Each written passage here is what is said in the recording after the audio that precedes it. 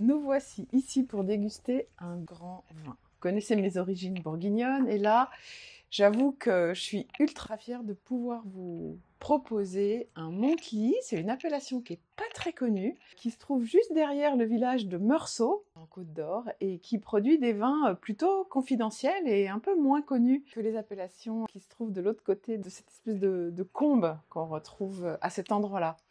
Alors, Montely, ça existe dans les deux couleurs, et là, la grande particularité, c'est que c'est un 2015. Et oui, je connais bien Michel Caillot, le producteur, depuis très longtemps, et c'est quelqu'un qui travaille de manière assez traditionnelle, qui a des méthodes artisanales qui permettent de faire réellement des vins de garde, des très très beaux vins de garde. Et je suis vraiment contente parce que c'est rare aujourd'hui de pouvoir acheter des vins qui sont arrivés à leur apogée.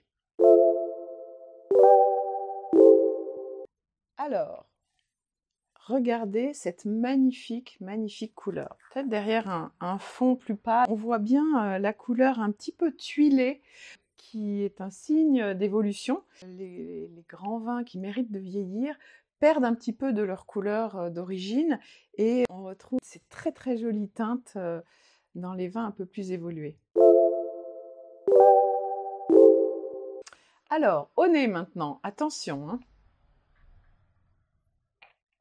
Et voilà, on n'a plus du tout les arômes de fruits frais comme on a dans les vins jaunes, on a ces arômes un peu de sous-bois, de champignons, de fruits cuits. Ça sent un peu le kirsch, la cerise à l'eau de vie, et c'est vraiment d'une complexité assez impressionnante.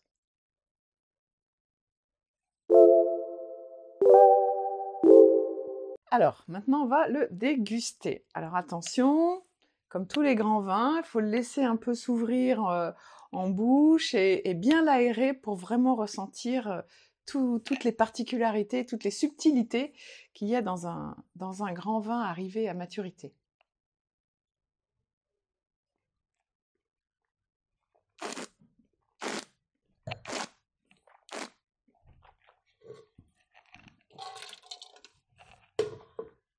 Oh, qu'est-ce que c'est beau!